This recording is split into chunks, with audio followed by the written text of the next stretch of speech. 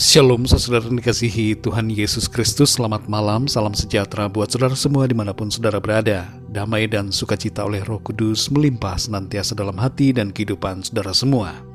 Sebelum kita mendengarkan renungan firman Tuhan, mari sama-sama kita siapkan hati dan berdoa. Bapa kami yang di sorga, Bapa di dalam nama Tuhan Yesus Kristus, kami mengucap syukur karena kasih dan kemurahan Tuhan, karena pimpinan dan penyertaan-Mu di sepanjang hari ini. Kembali kami dapat lalui hari ini dengan kekuatan Tuhan, bukan karena kuat gagah kami, tapi semua karena anugerah-Mu. Terima kasih Tuhan. Saat ini kami mau mendengarkan sabda firman-Mu. Berbicaralah kepada setiap kami masing-masing. Urapi kami ya Tuhan. Berikan kami hikmat-Mu, pengertian daripada-Mu, sehingga kami dapat memahami akan firman-Mu. Terima kasih ya Bapa. Dalam nama Tuhan Yesus Kristus kami berdoa. Haleluya. Amin. Saudara yang dikasih Tuhan, ayat renungan kita pada saat ini terdapat dalam Yesaya pasal 38 ayat 1-6. Tertulis demikian. Pada hari-hari itu Hizkia jatuh sakit dan hampir mati. Lalu datanglah Nabi Yesaya bin Amos dan berkata kepadanya, "Beginilah firman Tuhan. Sampaikanlah pesan terakhir kepada keluargamu, sebab engkau akan mati, tidak akan sembuh lagi." Lalu Hizkia memalingkan mukanya ke arah dinding dan ia berdoa kepada Tuhan. Ia berkata, "Ah Tuhan, ingatlah kiranya bahwa aku telah hidup di hadapan-Mu dengan setia dan dengan tulus hati, dan bahwa aku telah melakukan apa yang baik di mata-Mu." Kemudian menangislah Hizkia dengan sangat. Maka berfirmanlah Tuhan kepada Yesaya, "Pergilah dan katakanlah kepada Hizkia, beginilah firman Tuhan, Allah Daud, bapa leluhurmu. Telah kudengar doamu dan telah kulihat air matamu. Sesungguhnya aku akan memperpanjang hidupmu 15 tahun lagi, dan aku akan melepaskan engkau dan kota ini dari tangan Raja Asyur, dan aku akan memagari kota ini." Saudara yang dikasih Tuhan, ada sebuah quote yang mengatakan bahwa setiap hari adalah kesempatan kedua dari Tuhan. Maksud dari pernyataan ini adalah agar kita menghargai waktu yang ada dengan sebaik-baiknya.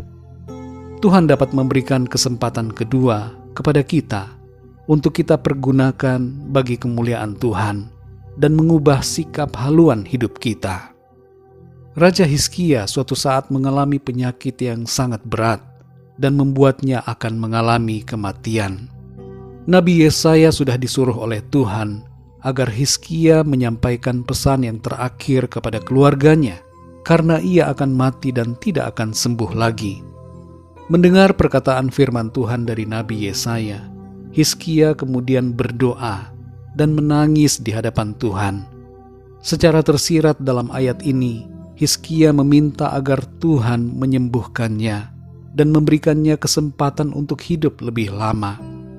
Karena doa dari Hizkia itu, maka Tuhan pun berfirman melalui Nabi Yesaya bahwa Tuhan akan memperpanjang umur Hizkia selama 15 tahun, dan lebih daripada itu, Tuhan juga akan menolongnya sehingga ia dilepaskan Tuhan dari tekanan Raja Asyur, dan Tuhan akan melindungi kota kerajaannya. Saudara yang dikasih Tuhan, seperti Hizkia, kita dapat meminta kepada Tuhan agar Tuhan menolong dan memberikan kesempatan kedua kepada kita. Dalam ayat-ayat ini, kita memahami satu hal, bahwa Tuhan dapat mengubah kehendak-Nya karena doa yang kita sampaikan.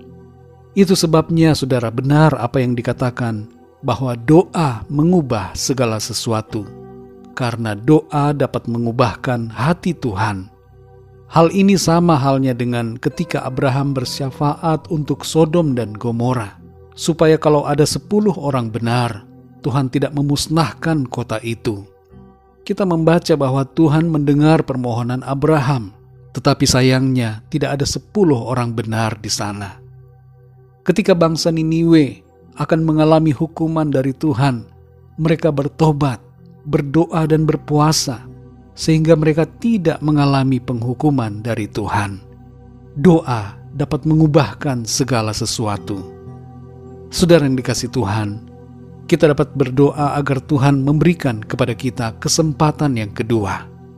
Sesungguhnya Tuhan mengasihi dan mau memberikan berkat kebaikan-Nya dalam kehidupan kita. Tuhan sanggup menyembuhkan dan menolong saudara dan saya.